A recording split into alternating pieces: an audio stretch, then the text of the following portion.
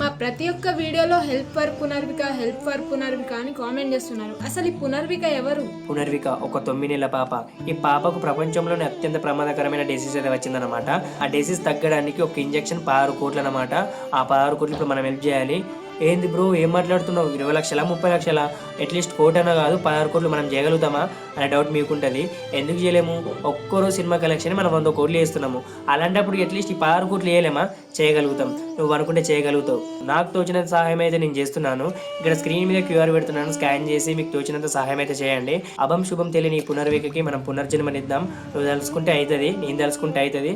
Please ఈ వీడియోని అయితే ఖచ్చితంగా షేర్ చేయండి. మీ హీరోస్కి కానీ హీరోయిన్స్కి కానీ సెలబ్రిటీస్కి కానీ అలాగే రాజకీయ నాయకులకు కానీ ట్యాగ్ చేసేయండి, షేర్ చేయండి.